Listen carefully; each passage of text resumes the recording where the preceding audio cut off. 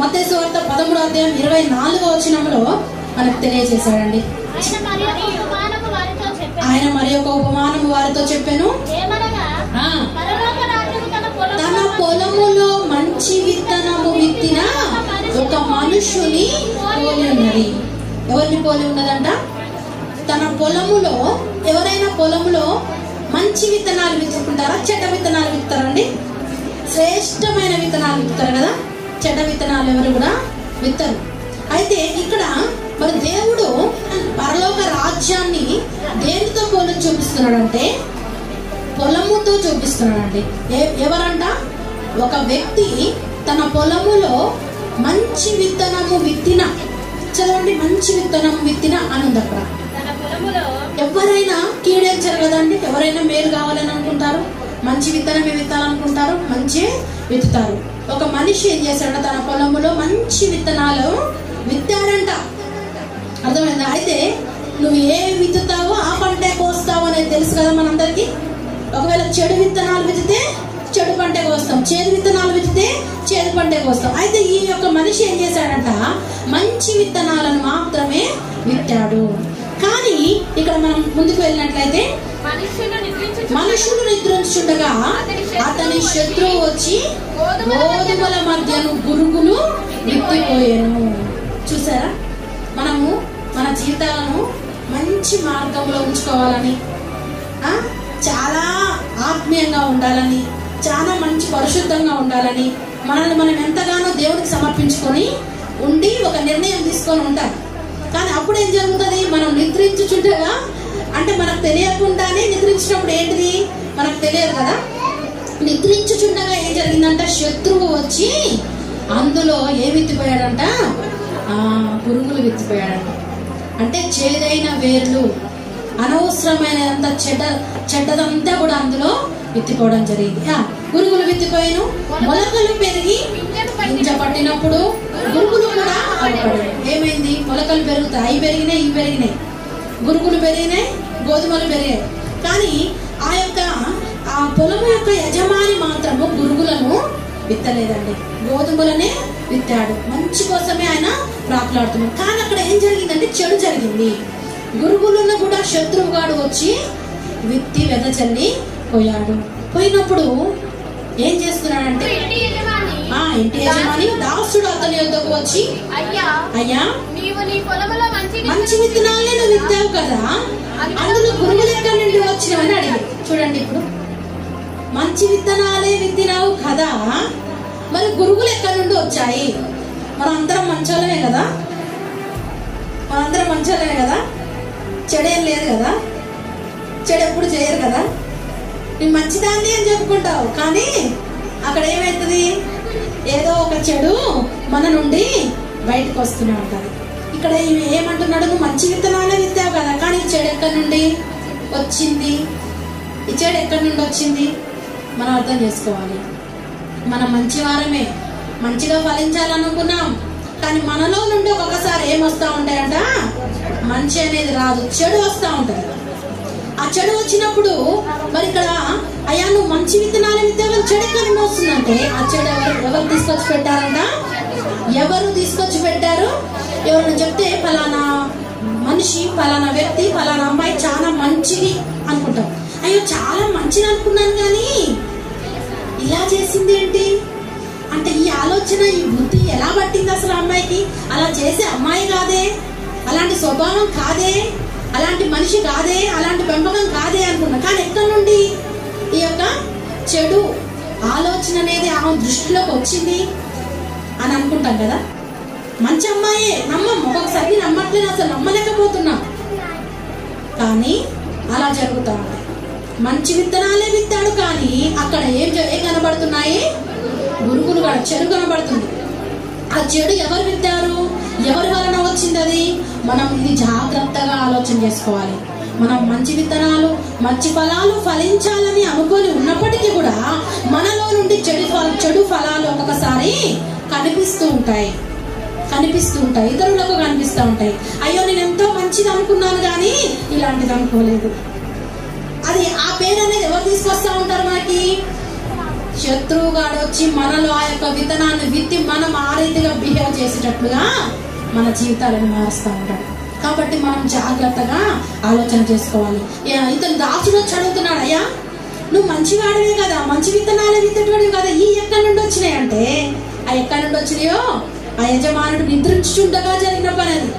సరే ఏదేమైనా కానీ ఇప్పుడైతే జరిగిందేదో జరిగిపోయింది. ఇప్పుడు చేయాల్సింది ఏంటంటే చూడండి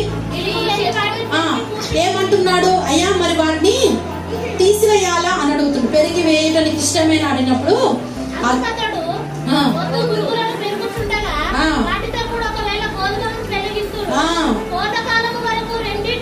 కోతకాలము వరకు రెండింటిని కలిసి ఎదగనీయుడి.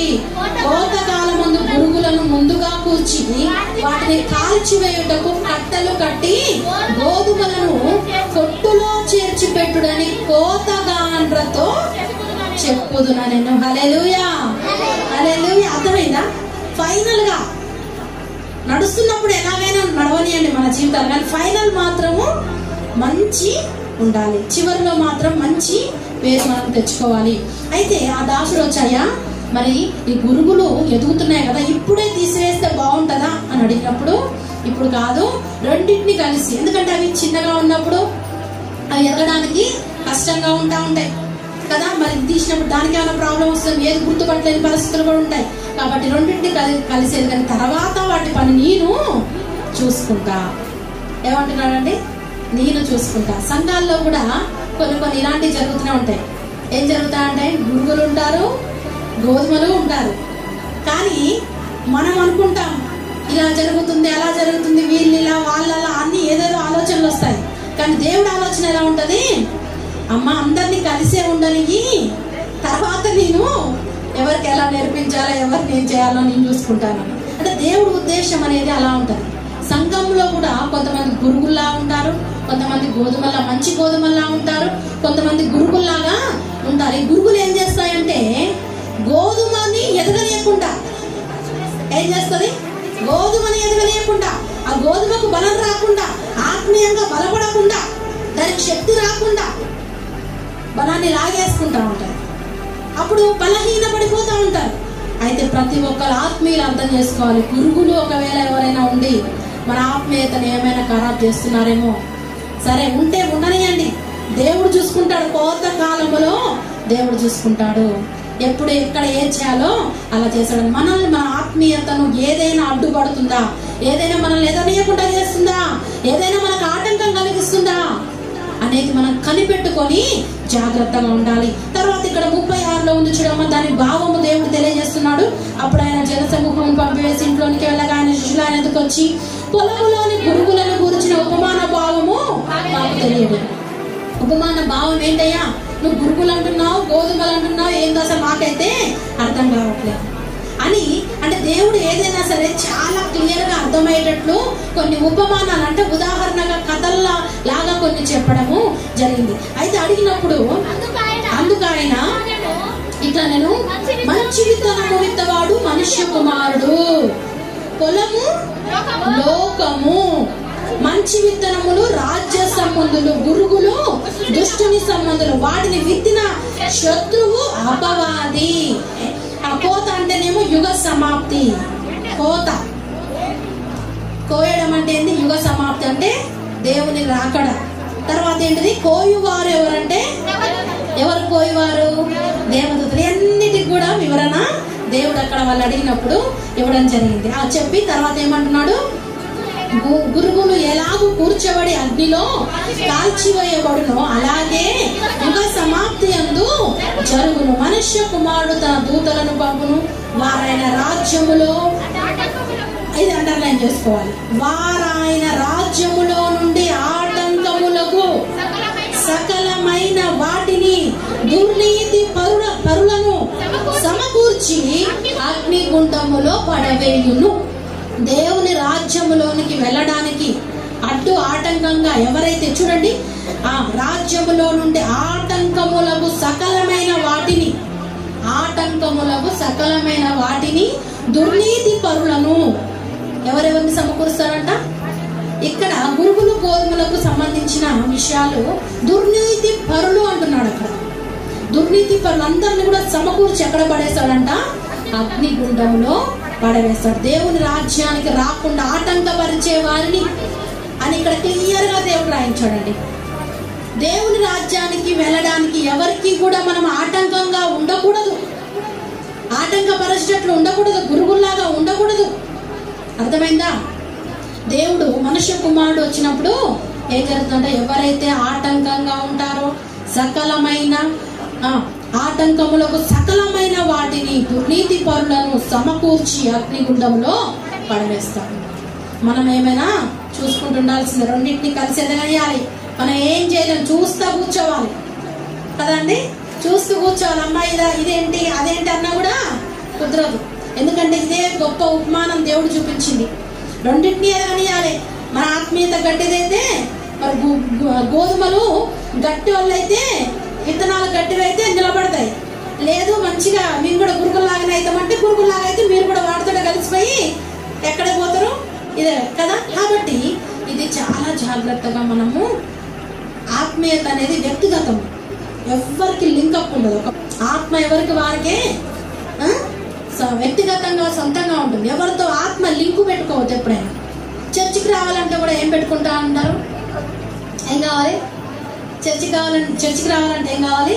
లింకులు కావాలి. అంటే ఎప్పుడన్నా తోడుగా తీసుకొచ్చుకోవడం వేరు, కానీ స్పెషల్ గా నువ్వు ఉంటేనే నేను చర్చికి వస్తా, నువ్వు రాకుంటే నేను రాను ఎవరైనా అనుకుంటారు అట్లా ఎప్పుడన్నా?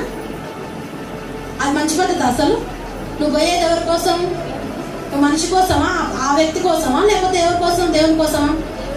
దేవుని కోసం పరిగెత్తుకుంటూ రావాలి. గురువులు నీ పక్కన ఉన్నాయి అనుకోండి, గురువులతో కూడా మనం ఆ మాట మాట్లాడతామా? గురువులతో ఫ్రెండ్షిప్ చేస్తామా? అది జాగ్రత్తగా మనము అర్థం చేసుకోవాలి.